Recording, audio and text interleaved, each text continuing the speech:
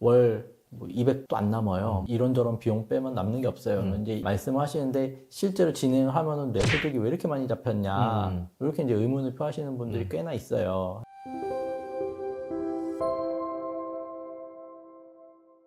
안녕하세요. 젠틀한 싸움닭의 유익상 변호사 김은찬 변호사입니다. 오늘은 자영업자분들을 위한 컨텐츠를 준비를 해왔어요. 네. 내가 이제 자영업자인데 개인회생 좀 준비하고 있다. 그러면 딱 이 영상으로 끝낼 수 있을까요? 해봐야죠. 네, 그러면 제가 그러면 되도록 네. 한번 해보겠습니다. 첫 번째 질문입니다. 만약에 이제 사업이 내가 지금 잘 안 되고 있어요.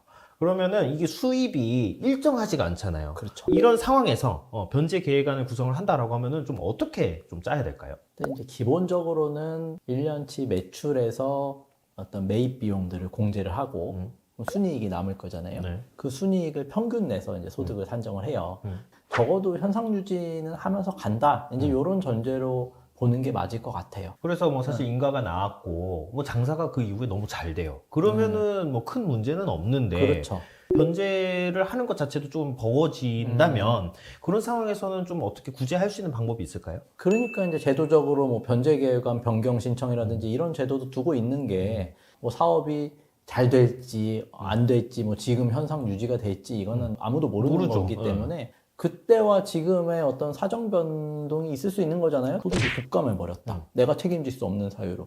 그런 경우라면 당연히 이제 뭐 변제계획안 변경 신청을 하면은 뭐 그것도 이제 법원에서 받아들여질 거고 만약에 이제 변제금을 계속 못 내가지고 개인회생 절차 폐지됐다라고 하면 뭐 이제 재신청으로 해서 소득을 낮춰가지고 감소된 소득을 기준으로 해서 진행하실 수도 있고 상황이 좀 변경이 되면은 그 변경된 상황에 맞춰서 변제 계획안 자체를 좀 수정을 할 수 있다. 정리를 하면 될 것 같습니다. 그럼 자영업자분들이 또 궁금해하는 것들 중에 하나가 사실은 매출 나는 거랑 내가 가져가는 거는 다른 거잖아요. 다르죠. 그럼 개인회생을 진행할 때 어떤 자영업자분들의 월 소득은 좀 어떤 기준에 따라서 계산을 하게 될까요? 네. 저희가 상담을 할 때 자영업자분들 같은 경우는 필수적인 비용을 빼면은 얼마 정도 실질적으로 남는 거냐를 여쭤보는데 많은 분들께서 부가세 기준으로 월 200도 안 남아요. 이런저런 비용 빼면 남는 게 없어요. 이제 이런 식으로 말씀하시는데 실제로 진행하면은 내 소득이 왜 이렇게 많이 잡혔냐 이렇게 이제 의문을 표하시는 분들이 꽤나 있어요. 그러니까 뭐 매출은 누락하지 않고 매출로 잡는다 치더라도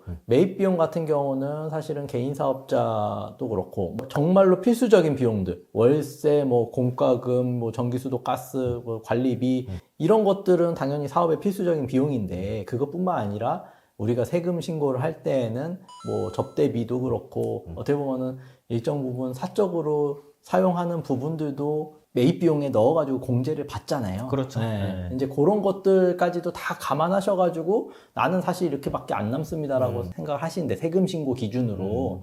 근데 기본적으로 이제 법원에서도 개인적으로 사적 유용한 거라든지 이런 것들도 매입 비용 공제로 들어간다는 걸 법원도 당연히 아니까 필수적인 부분들만 매입 비용으로 인정해 주거든요. 월 소득 자체가 내가 생각하는 것보다 세금 신고 기준보다는 개인회생에서는 많이 올라갈 수는 있다라는 거는 좀 참고하셔야 될 것 같아요. 이게 뭐 좋은 말씀 주신 것 같은데 개인회생 절차에서는 이 부분을 좀 참고를 해주시면 될 것 같아요.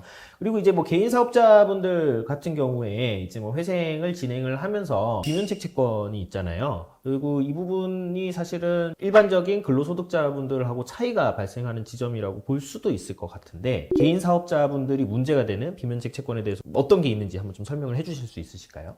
이제 뭐 대표적으로는 근로자에 대한 임금퇴직금 채권 같은 경우는 뭐 비면책 채권일 뿐만 아니라 개인회생 재단 채권이거든요. 그러니까 재단 채권은 개인회생 절차에 의하지 않고 별도로 그다음에 수시로 변제해야 되는 의무가 있어서 따로 우선적으로 이제 갚으셔야 된다라는 건 좀 참고하셔야 될 것 같고 그다음에 개인 사업자들의 경우에는 특히나 부가세라든지 종합소득세라든지 이런 이슈가 발생하는데 개인회생에서 세금을 개인회생 채권에 넣어서 처리할 수는 있지만 어쨌든 이건 비면책 채권이다 보니까 탕감은 안 돼요. 기본적으로 세금은 다 갚아야 되고 우선적으로 갚아야 됩니다. 그럼 내가 지금 사업을 하는 상황인데 개인회생 또 조금 고민을 해야 될 것 같은 그런 상황이라면 말씀하신 것처럼 임금이라든가 세금 가장 먼저 변제하는 게 유리하겠네요. 그렇죠. 추가로 대출을 끌어다가 이것부터 갚으십시오라고 말씀드리는 건 아니지만 뭔가를 조금 정리하고 진행할 수 있는 여력이 된다라고 하면은 우선 변제권이 있는 세금이나 임금 같은 채권들 먼저 정리하시는 게 개인회생 절차를 진행하면서 필수적으로 충족해야 되는 변제금의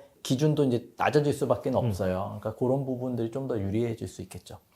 그리고 그 자영업 하시는 분들이 사실은 기기나 시설에 투자 많이 하시잖아요. 예를 들어서 뭐 공유 주방을 한다 그러면 주방을 만들어야 될 테고, 카페를 한다, 인테리어를 해야 될 텐데, 이게 얼마짜리 재산이다, 이걸 어쨌든 평가를 해야 될 것 같은데, 이건 어떻게 평가를 좀 하고 회생 절차에서 어떻게 반영이 될까요? 보증금은 어차피 그 금액이 정해져 있는 거니까 그 보증금대로 반영을 하면 될 거고, 네. 업장에 이제 들어간 인테리어 비용이라든지 제대로 하려면 하나하나 감정을 그렇죠. 하든지 네. 중고 시세로 다 해야 되겠지만 현실적으로 이게 안 불가능하죠. 되잖아요. 네. 보통은 보증권고에서 어떻게 나오냐면은 업장의 사진을 찍어라 일단. 그 다음에 거기 있는 물품들이라든지 뭐 비품 리스트를 정리해라. 냉장고, 뭐 에어컨, 주방 기구들, 미판매된 재고 물품들 이렇게 해가지고 대략적인 가액, 뭐 중고 시세 이런 걸로 이제 정리를 해서 얼마 정도 가치가 된다라고 해서 내는 게 보통 일반적이다. 네.